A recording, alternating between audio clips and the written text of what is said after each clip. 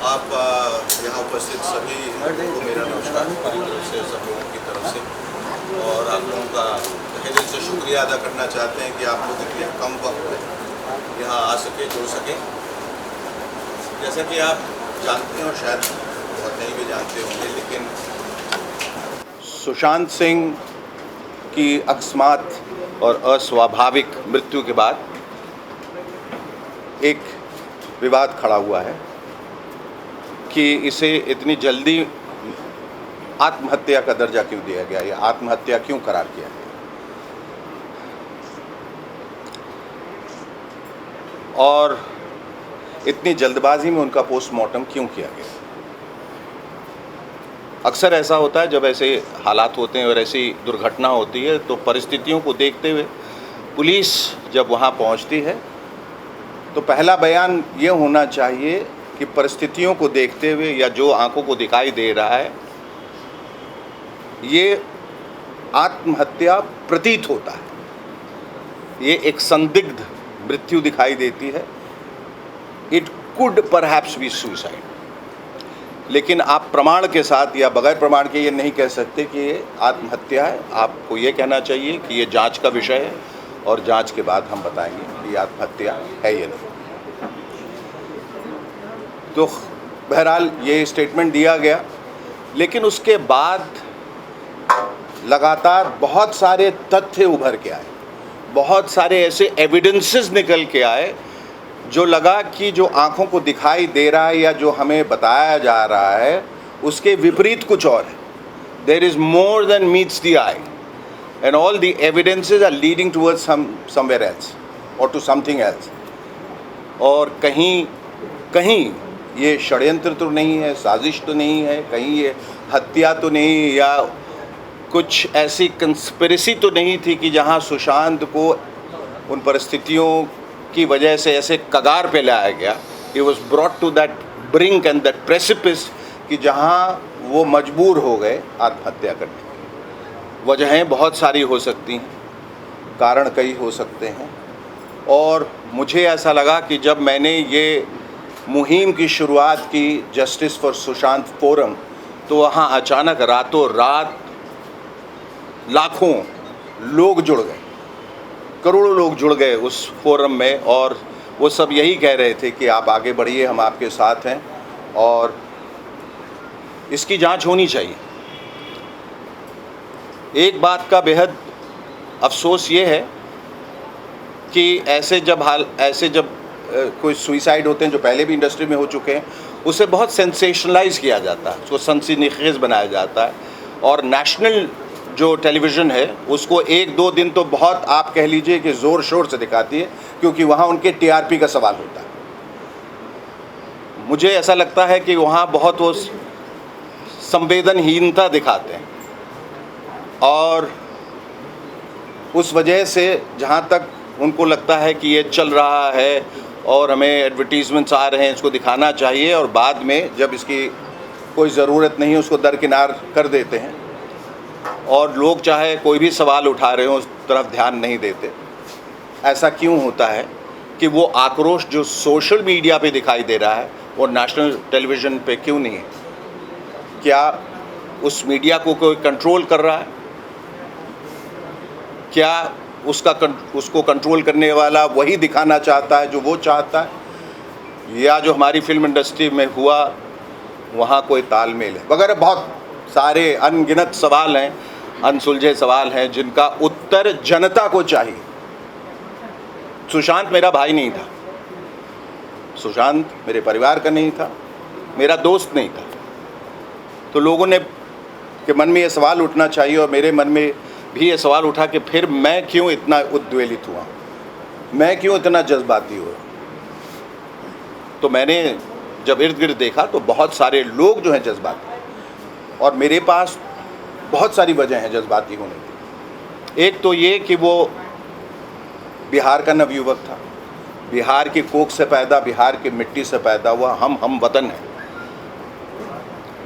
हम एक ही मिट्टी से पैदा हुए, ऐसा लगता है एक ही माँ के बेटे हैं, भले खून का रिश्ता नहीं है।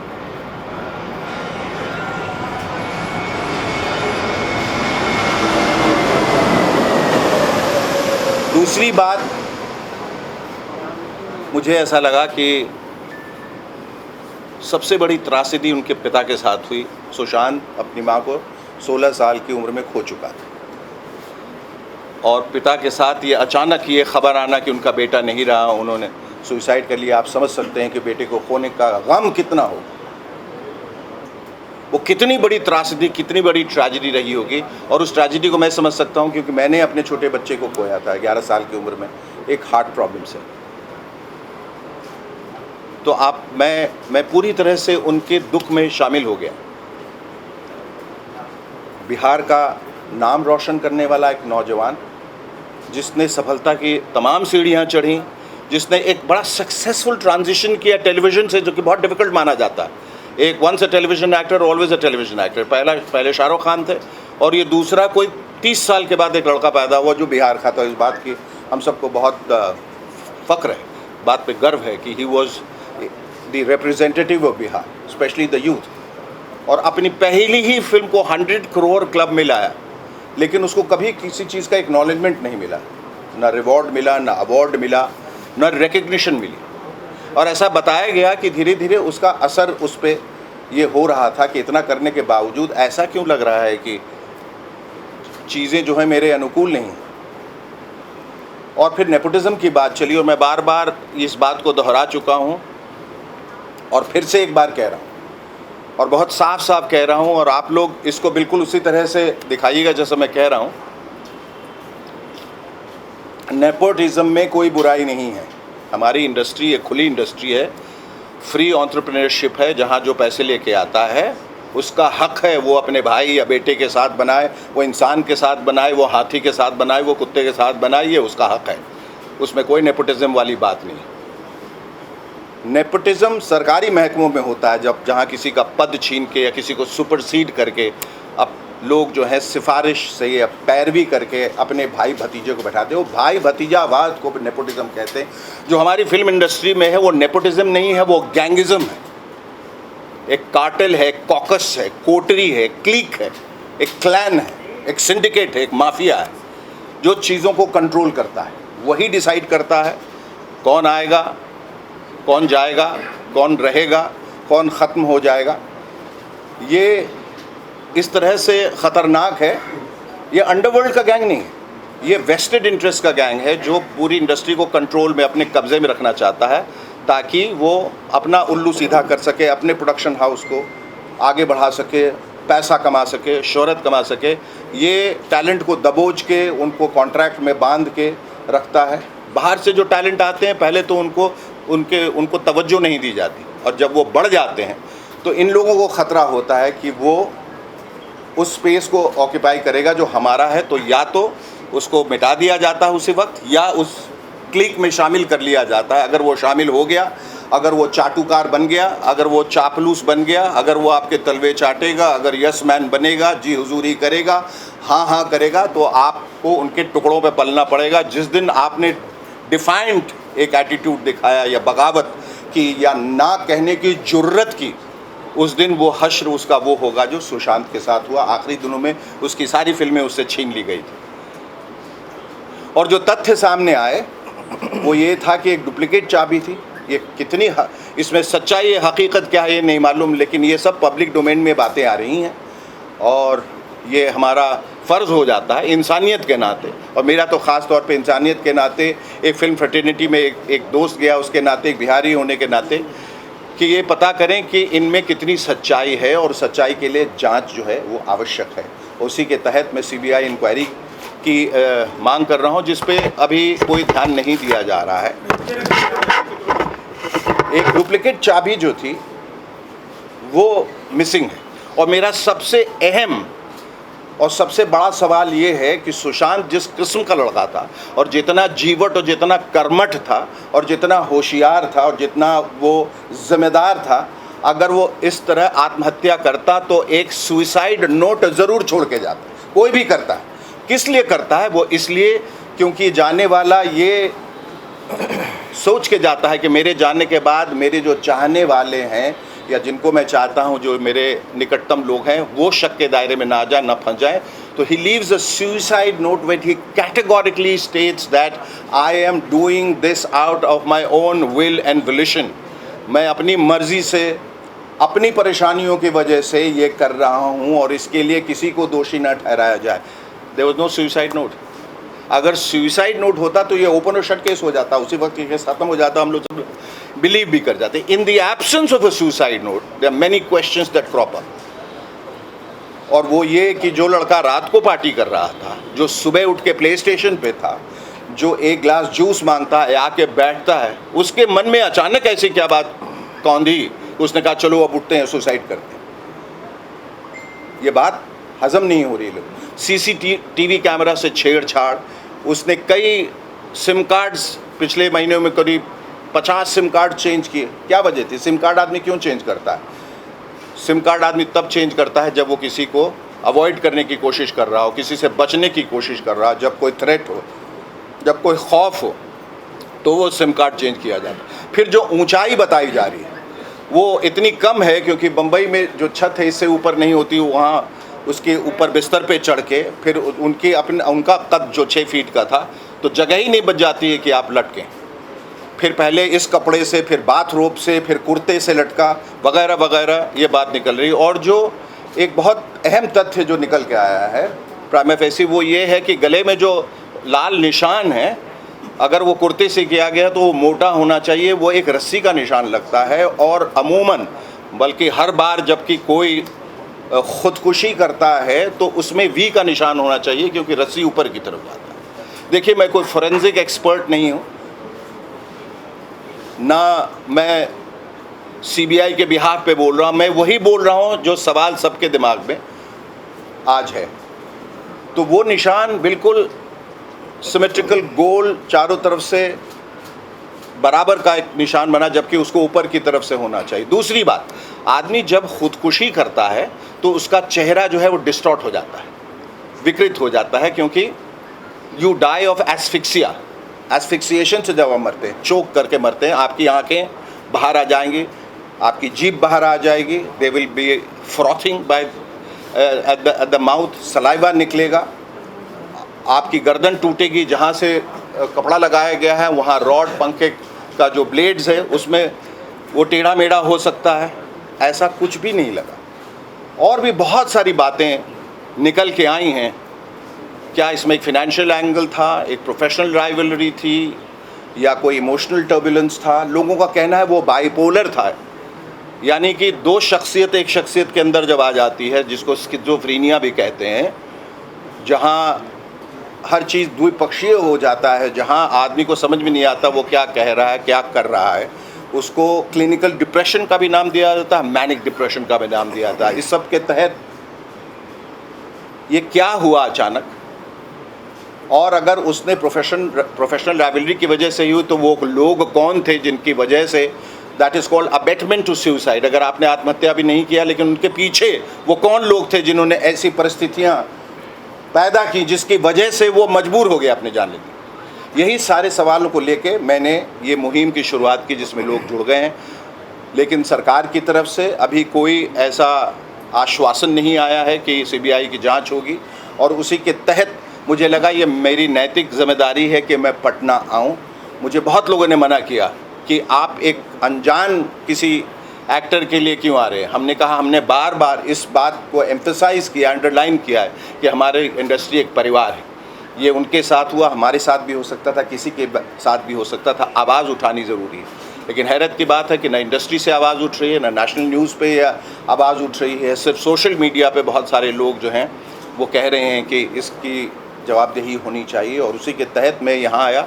उनके पिताजी से कल मिला. मेरी इच्छा थी कि मैं उनके इस गम में शामिल हूँ और बताऊँ कि हम सब आपके साथ हैं इस गम में, और हम सबको इस त्रासदी का बहुत दुख है, और ये दोबारा न हो. मुहिम चलाने के पीछे ये भी एक ख़याल है कि आगे कभी कोई सुशांत की तरह उसको अपनी ज़िंदगी देने की ज़रूरत न पड़े. शेखर जी, आपने कहा, एक सेकेंड, अभी मैं ख़त्म नहीं हूँ. और उस वजह से फिर मुझे ऐसा लगा कि मुझे यहाँ के मुख्यमंत्री से भी मिलना चाहिए. तो मैंने नीतीश जी से मेरी पहली मुलाकात हो चुकी है. मैंने उनको ख़बर भी भिजवाई उनके प्रिंसिपल सेक्रेटरी चंचल जी के हवाले से, लेकिन मुझे यही बताया गया कि वो कोविड की वजह से नहीं मिल सकते। कोविड की वजह से वो नहीं मिल सकते, लेकिन तेजस्वी जी मिल सकते हैं, क्योंकि इनको कोविड का डर नहीं है, डर नीतीश जी को और मुझे भी नहीं है। हम लोगों को अपनी शायद जान का खौफ नहीं है।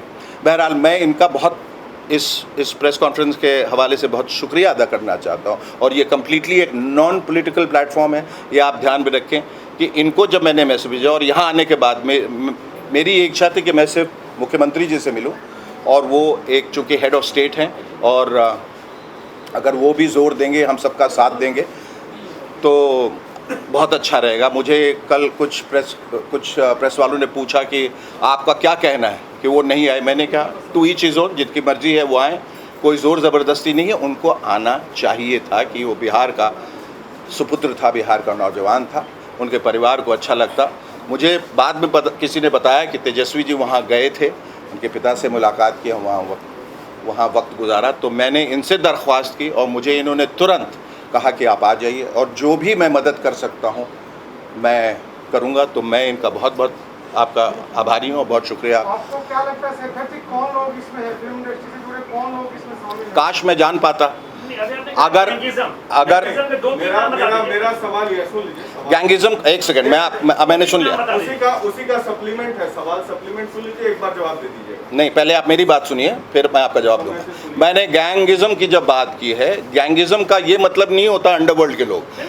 गैंगिज्म का मतलब होता है कि कुछ लोग जो मिलके एक कुनबा परस्ती करते हैं। आपको वहाँ रहे 30 साल हो गए, आप एकदम भली-भांति जान रहे हैं जी, वो वही लोग नहीं रहते।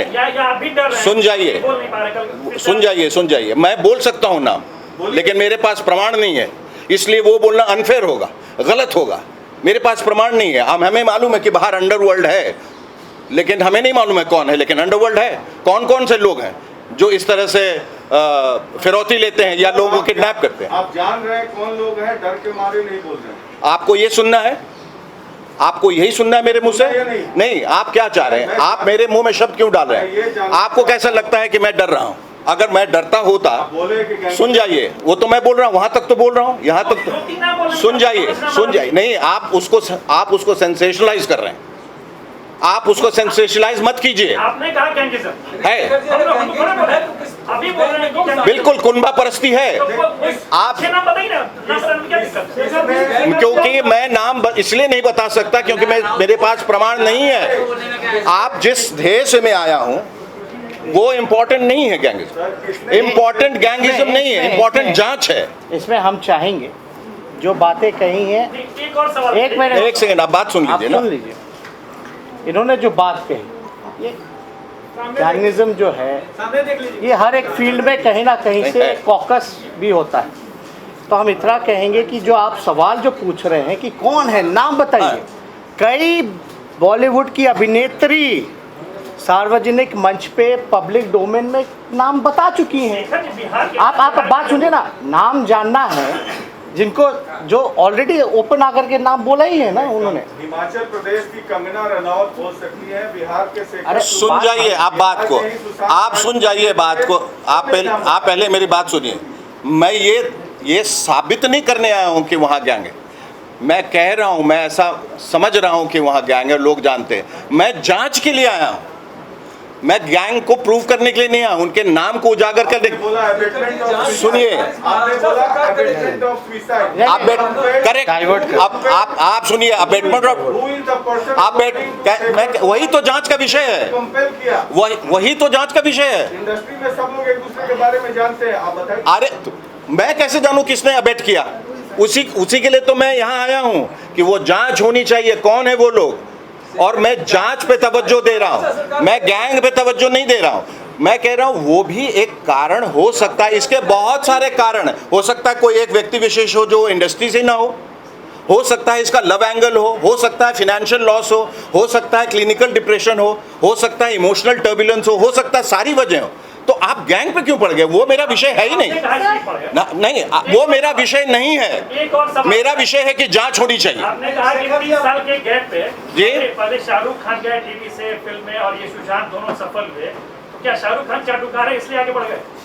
ये मैंने कब कहा? अभी आपने कहा ना कि नहीं। आपने कहा कि शाहरुख खान और सुशांत को अभी टीवी से फिल्म में जाके सफल हुए, आपने कहा हाँ, सफल हुए। मिलाता हुआ आगे बढ़ता है। सुशांत जी चाटुकार नहीं हो पाते, क्या शाहरुख चाटुकार है इसलिए आगे ये फिर आप शब्द मेरे मुंह में डाल दोनों सफल रहे हैं, रहे। ये आप फिर शब्द मेरे मुंह में डाल रहे हैं। आप ही के सवाल से आप क्या, ये मैंने कहा कि सभी वैसे ही बढ़ते हैं। नहीं, आपने नाम लिया शाहरुख और सुशांत, आपने कब मैंने लिया? नाम ये लिया कि वो जो टेलीविजन से इतनी मेहनत से टेलीविजन से फिल्मों में जाना बहुत मुश्किल होता है, ये वो दो नाम है। आप कहाँ ले जा रहे हैं उसको? शाहरुख का सफलता क्या रहा? चाटुकार है कि मैंने काम से सफल? छोड़िए। पर ये तो आप गलत जगह ले जा रहे हैं। अब ये इस पे मैं सवाल, इसके लिए मैंने ये प्रेस कॉन्फ्रेंस किया। हमने ये कहा कि आप लोगों की मदद चाहिए कि इस पे जांच हो। आप कहीं आप उसको सेंसेशनलाइज कर रहे हैं, आप किसी का आप उसको सेंसेशनलाइज मत कीजिए। कोई नाम नहीं लिया जाएगा क्योंकि कोई किसी के पास कोई प्रमाण नहीं है। हम जांच के लिए आए हैं कि जांच होनी चाहिए। और एक लड़का हमारा गया है, उसकी वजह जो है, उसके फैंस, उसके चाहने वाले, मैं, आप, उनके घर वाले, सब लोग जानना चाहिए और आप लोगों को भी जानना चाहिए। एक क्लोजर ले आइए, किस वजह से हुआ, बात खत्म हो गई। महाराष्ट्र गवर्नमेंट से बात करेंगे इसको? जी बिल्कुल करेंगे। सर आपने अभी तक सभी ने तो यही बात बोला था कि सीबीआई जांच हो, लेकिन अभी तक नहीं, आप वही तो मैं कह रहा हूँ। और क्या मैं कह रहा हूँ कि सभी लोग कह रहे हैं, बावजूद उसके नहीं हो रहा। एक मिनट पूरी बात सुन लीजिए। देखिए, इशू को डाइवर्ट नहीं करते हैं। बिल्कुल, हम लोग सब लोग यहाँ बैठे हैं, सब लोग बिहार के हैं और एक नेता विरोधी दल नहीं बल्कि एक नौजवान बिहारी होने के नाते हर कोई जानना चाहता कि आखिर कारण क्या है। कारण बस। और सवाल जो है वो एविडेंस पे उठ रहे हैं कि भाई ऐसा नहीं लगता है, क्योंकि इन्होंने कई एग्जाम्पल्स भी दिए कि ऐसा प्रतीत ही नहीं होता कि वो सुसाइड करने लायक किया हो। एक मिनट बात पूरा लगा के फिर निकल जाएंगे। हम लोग सब लोग चाहते हैं कि न्याय मिले। हम सब लोग उनके परिवार के लोगों से भी मिले। सुशांत सिंह राजपूत जो थे, बेहद एजुकेटेड, बेहद टैलेंटेड, बिहार का नाम उन्होंने रोशन किया है। कुछ दिन पहले वो बिहार भी आए थे, खगड़िया भी आए थे, और जो भी एविडेंस है, चाहे फिंगरप्रिंट की बात हो या हैंगिंग की बात हो, जो डिस्टेंस की बात हो, बाथ रॉब की, गले में मार्क की बात हो, एक दिन पहले पार्टी करना, फिर जूस पीना, सुबह तक चला, आवाज़ें जो हैं पड़ोसी तक सुन रहे थे, ये जो है वहाँ के लोगों का कहना है। और जितने भी नौजवान हैं या फिल्म इंडस्ट्री में या कहीं भी हों जो उनके फैंस हैं, दे वांट जस्टिस। बस हम लोग चाहते हैं, हम संवेदनाएं प्रकट करते हैं उनके परिवार के प्रति। उनके परिवार के लोगों से हमारी भी बात हुई। वो नीरज बबलू जी बिहार में विधायक भी हैं, उनके कजन भी हैं। हमने उनसे भी पूछा कि भाई आप जैसा मदद चाहिएगा हम वैसा करेंगे, जो अगर आपकी मांग है। तो हमने पूछा भाई सीबीआई वगैरह का मांग वगैरह होना चाहिए, नहीं होना चाहिए? तो वो कहे कि हम लोग मांग करेंगे। और हम लोग यही चाहते हैं कि एक फेयर अगर इन्वेस्टिगेशन होता है, हालांकि मुंबई पुलिस कर रही है, लेकिन अगर बेहतर और उच्च स्तरीय जांच होती है, अगर न्याय मिलता है और कारण का पता चलता है, तो इसमें बुराई किस बात की है? जो भी बातें कही जा रही हैं, हर एंगल, जांच का हर एक एंगल से होगा और स्पष्ट हो जाएगा। हम लोग यही चाहते हैं कि आज सुशांत सिंह राजपूत के साथ ऐसा हुआ, दोबारा ऐसा कोई सुशांत सिंह राजपूत के घटना ऐसी जो हुई है वो दोबारा घटना ना हो। और हम बिहारी होने के नाते कहते हैं कि बिहारियों के साथ डिस्क्रिमिनेशन किया जाता है। आपको हम बताएं, हम क्रिकेटर भी रह चुके हैं, क्रिकेट भी खेलते थे, हमारा बैकग्राउंड आप लोग सब लोग जानते हैं, लेकिन फिर भी कहीं ना कहीं से बहुत लोगों को डिस्क्रिमिनेशन झेलना पड़ता है, चाहे किसी भी प्लेटफॉर्म पे अगर बिहार का लोग आगे जाता है तो। वो हम नहीं कहते, आप लोग सब लोग जानते हैं। अब हम लोगों का यही मांग है। इन्होंने समय लेना चाह रहे थे, मुख्यमंत्री से मिलना चाह रहे थे, मुख्यमंत्री जी ने नहीं दिया। कोविड-19 का जो भी जिक्र किया उसकी वजह से नहीं दिया, ठीक है, कोई दिक्कत नहीं है। लेकिन एक, he is not just the chief minister of the Bihar, he is the leader of the Bihar.